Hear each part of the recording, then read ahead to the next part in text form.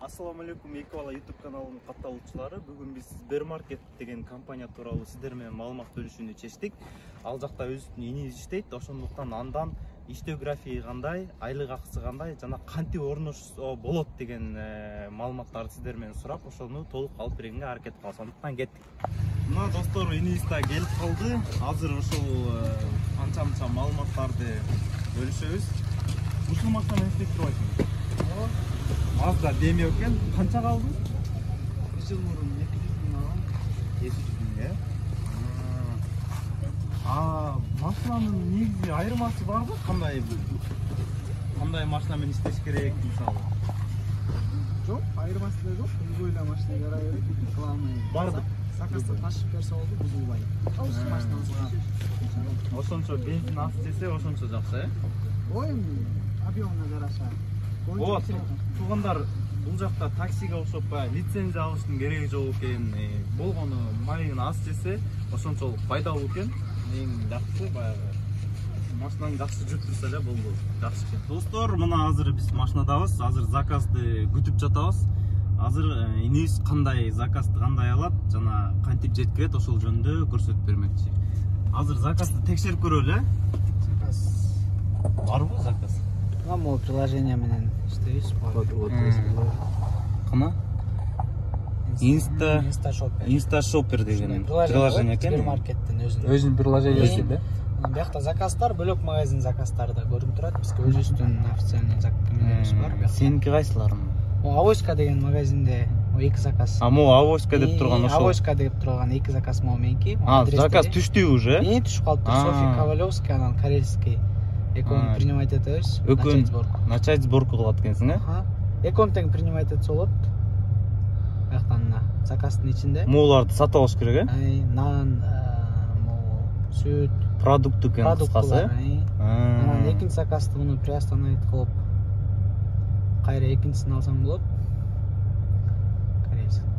Мына бул жерде көрүнүп турат 6-5 килограмм. Суммасы 900. Суммасы 911. Ошондо кандай бир заказдан сен жок, бул эмеки канча сом турат могунун ичинде заказдар. Бул заказдын акчасы, продуктлардын акчасы. Вот бүттү, эки заказды алдым. Убактысы канча убакытта көрсөтүш? 7ге алып барыш керек экен. 7ге? Бул 7ден 4 мүнөт өткөнгө да бул. Сен ошондо 6дан өткөндө уже чогултуп баштап даярдап койсуң, э? Азыр деле чогултуп машина эмес алып койсоң жеңилирээк. Азыр деле чогултуп койсоң. Азыр деле чогултуп койсоң. Что бул башка заказдар түшүп. Азыр мисалы 7ге түштү деп кой, анан саат 6га да түшүп калышы мүмкүнбү заказ?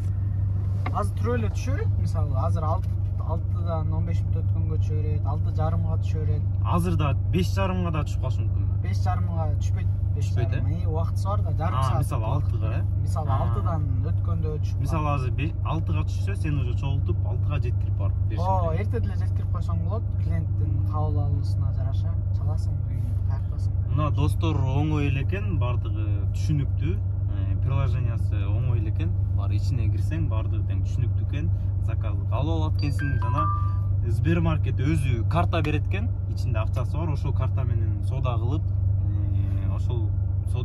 сатып алып, клиенттерге жеткирип бере берет экенсиң. Бир жери бар, ошо картаны берерди айтып коеюн. Ичинен алсаң болбойт, только заказды принимать эткенден кийин гана төлөсөң болот. Жөн эле картаны бар колдонууга болбойт экен. Заказды принимать этип туруп, анан картаны барып төлөсөң ошондо иштейт экен. А так жөн иштебейт экен. Азыр достор, биз инибизден кантип Сбермаркетке орношуп калган, каяктан маалыматты алган, ошол жөнүндө сурамакчыбыз. Сбермаркетке кантип орношуп калдың? Сбермаркетте тааныштарым иштейт. Тааныш байкелер, досторум иштейт, ошолор аркылуу. Ошолор аркылуу, э? Мисалы үчүн Сбермаркетке киргенде официальный кирдиңби же мындай ортомчу компаниялар бар турбайбы? Ошолор аркылуу кирдиң деген да? Жок, ортомчу компаниялар бар дешет, бирок мен официальный көбүнчөсү эле бүт эле почти официальный киришкендер. Кыргыздар да оңой алышат. Главный бул жумуштун немеси орусча кичине бир аз жакшыраак сүйлөшүң керек, анткени клиент менен орусчаны тагыраак сүйлөш керек. Ошону түшүндүрүп алышың керек да. Клиентке жеткирип, түшүндүрүп, бир нерсе туура эмес болуп калса, жок болуп калат кээде. Жокту айтышың керек, ал муну алып бер дейт, ошону түшүндүрүп, бул бар экен, бул жок экен деп орусча сүйлөп айтып берсең. Сен ошондо бул жерде өзүң универсалмын деп атпайсыңбы? Сен бул жерде товарды өзүң чогултуп, өзүң доставкалап турбайсыңбы? Мисалы үчүн магазинге киргенде биринчиден кыйын болгон жокпу? Товарларды чогултуп, таппай, клиенттер менен кандай десем, ызы чуу мамилелер сыяктуу болгон жокпу? Же болдубу? Эми бардык эле жумуш башында кыйын болсо керек. Башында бир аз сүрдөйсүң, кире албай, чогулта албайсың, таппайсың, клиент менен сүйлөшкөндө коркуп сүйлөшүп, түшүндүрө албай эч нерсени. Анан бир жума, максимум 2 жумадан кийин уже көнүп каласың. Көзүң да көнүп калат. Кайсы жерде Кайсы жерде. Бул жерден эң главный билип алган жериң молочка каяк жакта турат, сухой продукт каяк жакта турат, химия каякта турат. Анан заказды карайсың, химиялар болсо химиялар жакка барасың, бүттү ошол жактан табасың да. Баардык сүрөтү менен чыгат да заказда. Сүрөтү менен чыгат. Граммы менен чыгат. Ал жакта мисалы скидка деген нерселер барбы? Мисалы скидка менен алмага деген суроолорду беришеби? Ошондой алып бере аласың. Жок. Эми биздин программада кандай цена турса, бакта ошондой. Ошондой эле. Түшүнүктүү. Иштөө тартиби кандай? График. Эми ар ким ар кандай иштесе болот. Негизи бул жумушта көбүнчөсү 2-2 иштейт. Анан жакшыраак акча табам, эс албай иштей берем дегендерге 7 коюп берет. Канча сааттан? 12 саат жумуш өзү. 12 саат. Өзү 12 саат. Ой, 12 саат. 12 сааттын ичинде канча доставка кыласың? Эң көп кылганым, эң аябай эртең менен эрте келип, кечке чейин ушундай кат иштесең, бир 30га жакындайсың болуш керек. Эң рекордум меники где-то 25-26 заказ болду. Сеники ошондо заказга төлөнөбү же кандай саатына төлөнүп калабы? Айдачы. Биздики ар кандай саатына иштегендер бар, бирок саатына дегеним бул келесиң точкага. 12 саат смена аласың да, 12 саат смена алгандан кийин заказ жок. Эч ким заказ бербейт. Туруп эле эптеп целый день карап отуруп, сен 5-6 эле заказ кылдың. 6 заказыңдын акчасын чогултканда, мисалы 1000 эле сом болуп калат да. Булар гарантия берет. Мисалы ошондой заказ болбой калса, саатына 200дөн төлөп берет. 12 саатка 1400 гарантия бар. Эгер такыр заказ болбой калса, 2400 аласың. Гарантия аласың, э? Гарантированный. Ошонусу жакшы экен, вообще такыр заказ жок. Жөн эле отуруп калсаң, анда сага 2400. 2400 төлөп берет. Эми болот, бирок 1-2-3, 5 заказ, 6 заказ кыласың. Мисалы ошондо 2400 төлөп берди, андан сырткары сен дагы мисалы 20 заказ кылдың деп коелу. 2400 бул мындай эсептелинет да. Башында заказ кылдың, мисалы 8 заказ кылсаң, сен уже 2400 акчага жетесиң. 8 кылсаң. Уже андан ашсаң, уже сен уже тиягың неважный болуп калат да. Гарантированный төлөнбөйт. Уже неважный болуп калат. Сен по-любому ашып кеттиң да заказ менен. Заказ менен уже көбөйсүң. Сен уже көбөйтүп кете бересиң заказ менен. 2400'тü такыр заказ болбой калганда берет. Сен 6 заказдан ылдый эми кандай акыбалга жараша болот. Заказ эгер вообще жок болуп калса деле төлөй берет. Ошондой заказ жок болгон күндөр болду беле? Андай болгон эмес, болот по-любому бир 5ти кыласың да баары бир. Азыр карантин деп дагы көп жерлерди жаап ушундай кылып атыптыр. Анан азыр кандай болуп атат заказ негизи? Заказ выходной күндөрү көп. Көбүнчө. Выходной. Четверктен баштап воскресенье, понедельник, вторник бир аз жогорак. Түшүнүктүү. Дагы бир суроо жаралып атат. Түнкү смена барбы? Жок, түнкү смена жок. Анткени магазиндер жабылат. Биз магазин менен иштейбиз, магазин жабылат, болду жок. Түшүнүктүү. Бул берки ашамда иштегендер да бар го.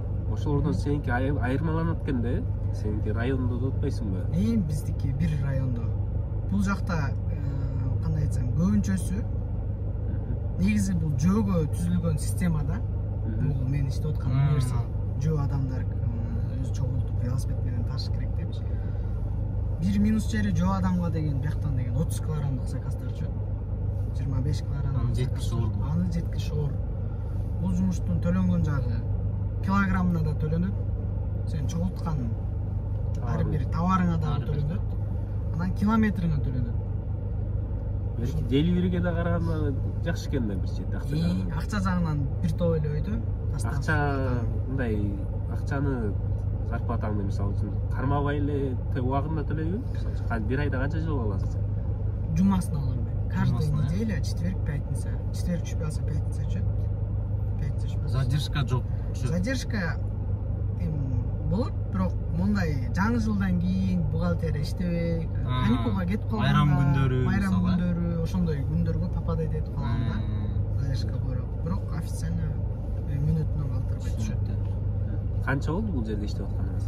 Бул районда иштеп атканыма уже 1 жыл болуп калды. Эң көп сен ушул иштеп аткан убакытта эң көп тапкан акчаң канча болду? Баарына кызык болуш керек. Тапкан акчам максимально өзүмдү мындай кыйнап иштеген күнүмдө 1 жумада 50 миң чыгаргам. 1 жумада 50 миң. Бирок айында заказ көп болчу ошондой. Бирок тынбайсың да, тамак ичкенге эми болот убакыт, бирок заказ машинадан тамак ичкенге туура келет.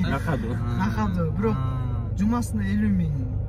Мотивация болот да. Жумасына 50 миң болот деп. Бирок ошончо мотивация, жумасына 50 миң таап атам. Ооба, жумасына 50 миң. Бир айда иштеген акчаны таап атпайсыңбы? Бир айда жакшы жумуш болсо, жакшы иштесең 200 миң тапканга эми адамдын физический акыбалына жараша, кээ бирөө 1 жума иштейт, экинчи күнү уже чарчап калат. Экинчи күнү шашпай. Бирок ошентип тынбай нагрузка менен иштегендер барбы? Бар, алар эми чоң кишилер болуш керек деп ойлойм. Заказ Кыргызстанда өтүп аткан. Бойлок кишилерге. Демек иштесе болот ошончо акча таап. Ооба, иштеп эле атышат. Азыр деле көрүп атам. Жумасына 52 миң, 60 миңге чейин чыгарган балдарды да көрүп атам мен. Жумасына. Өзүбүздүн эле кыргыз эле балдары. Кыргыз эле балдар. Жумасына 60 миңден. Мына достор, жумасына 50 миң тапса да болот экен, бирок өзүн бир аз кыйнаш керек экен. Физически да кыйнаш керек экен. Анан эми баягы кыйынчылык менен албетте жеңсе болот. Бирок кыйынчылык болгондо анчалык кыйынчылык эмес, бирок мурда деливерде да иштегем. Ага караганда бир топ эле жеңил. Машинаң болсо жөө баспайсың. Лифтке чейин көтөрүп киресиң. Машина менен баягы кышында жакшы болуш керек, Кышында, жайында, жамбырда мисалы жөө. Любой время жакшы да машина. Көбүнчө достор машинаң болсо жакшы экен, баягы кышында үшөйсүң, жайында болсо, күзүндө деле баягы жамгырда суу болбойсуң, машина менен жеткирип турат экенсиң, ошол жакшы жери. Машинасы барлар ушундай Матиз болобу же Мазда болобу, ушундай бир майда азыраак ичкен машинаң болсо, супермаркет аябай эле ыңгайлуу экен.